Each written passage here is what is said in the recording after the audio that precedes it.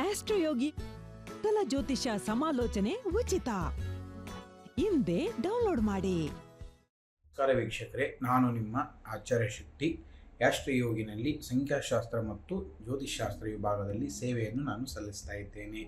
ಈವಾಗ ನಾವು ಮಾರ್ಚ್ 2024 ರಲ್ಲಿ ಏನು ವಿಶೇಷತೆಗಳಿದೆ, ದ್ವಾದಶ ರಾಶಿಗಳ ಮೇಲೆ ಫಲಾಫಲಗಳು ಹೇಗಿದೆ, ಯಾವ ರಾಶಿಗೆ ಶುಭ ಫಲಗಳಿದೆ, ಯಾವ ರಾಶಿಗಳ ಅಶುಭ ಫಲಗಳಿದೆ, ಮಾರ್ಚ್ ತಿಂಗಳಲ್ಲಿ ಬರುವಂಥ ಮಹಾಶಿವರಾತ್ರಿ ಮತ್ತು ಚಂದ್ರಗ್ರಹಣವು ಸಂಭವಿಸಲಿದೆ, ಇವೆಲ್ಲವ ಪ್ರಭಾವಗಳು ದ್ವಾದಶ ರಾಶಿಗಳ ಮೇಲೆ ಹೇಗೆ ಪ್ರಭಾವ ಬೀರುತ್ತೆ ಅನ್ನೋದನ್ನು ಈ ದಿವಸ ನಾವು ನೋಡೋಣ.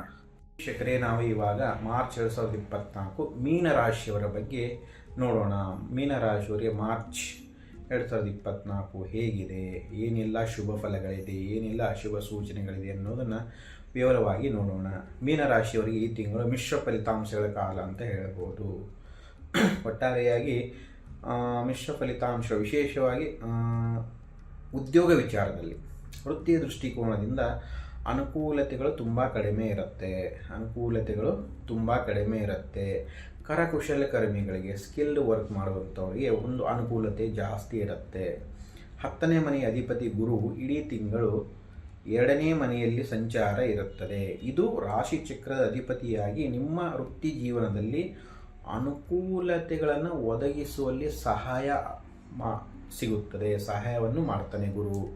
ಈ ರೀತಿಯ ಅವಕಾಶಗಳು ಬಂದಾಗ ಅದನ್ನು ಸದುಪಯೋಗ ಮಾಡಿಕೊಳ್ಳುವುದು ನಿಮ್ಮ ಜವಾಬ್ದಾರಿ. ಪಾಲುದಾರಿಕೆ ವ್ಯವಹಾರದಲ್ಲಿ ತೊಂದರೆ ಉಂಟಾಗುವ ಸಾಧ್ಯತೆ ಇದೆ. ಮೀನ ರಾಶಿಯವರು ಈ ಮುಂಚೆ ಯಾವುದಾದ್ರೂ ಪಾಲುದಾರಿಕೆ ವ್ಯವಹಾರದಲ್ಲಿದ್ದರೆ ಅಥವಾ ಹೊಸದಾಗಿ ಪಾಲುದಾರಿಕೆ ವ್ಯವಹಾರವನ್ನು ಪ್ರಾರಂಭ ಮಾಡಿದರೆ, ಈ ತಿಂಗಳಲ್ಲಿ ಏನಾದರೂ ಪಾಲುದಾರಿಕೆ ವ್ಯವಹಾರದಲ್ಲಿ ಹೂಡಿಕೆ ಮಾಡುವಂಥವು ಏನಾದರೂ ವಿಚಾರದಲ್ಲಿದ್ದರೆ ಅದನ್ನು ತಪ್ಪಿಸುವುದು ಒಳ್ಳೆಯದು. ಯಾಕಂದರೆ ಅದರಿಂದ ತುಂಬ ಸಮಸ್ಯೆಗಳನ್ನು ಅನುಭವಿಸಬೇಕಾಗತ್ತೆ.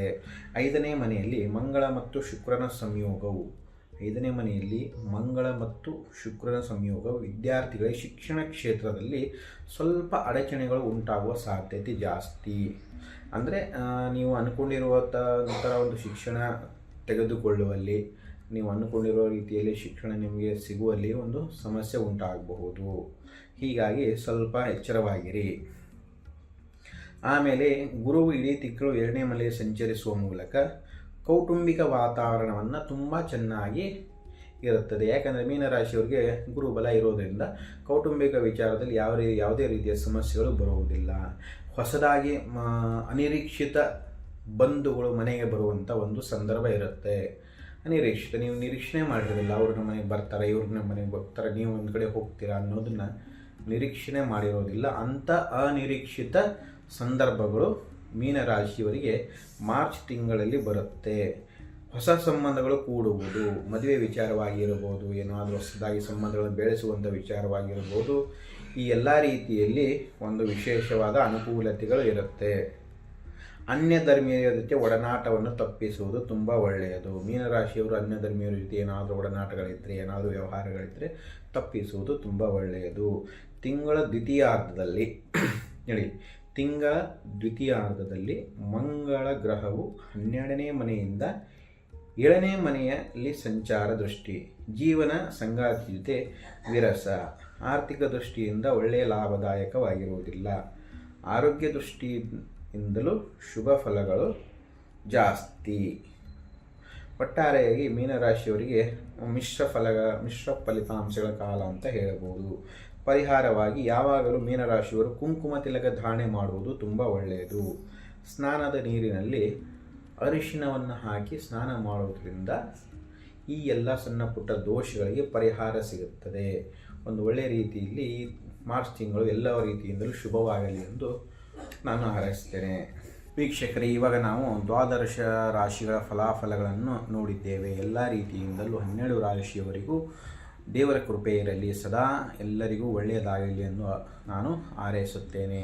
ಇದೇ ರೀತಿಯಾಗಿ ನಮ್ಮ ದ್ವಾದಶ ರಾಶಿಗಳ ಫಲ ಮತ್ತು ರಾಶಿ ಚಕ್ರದ ಒಂದು ಭವಿಷ್ಯವಾಣಿಯನ್ನು ತಿಳಿದುಕೊಳ್ಳಲು ಆಸ್ಟ್ರೋಯೋಗಿ ಆ್ಯಪನ್ನು ಡೌನ್ಲೋಡ್ ಮಾಡಿ.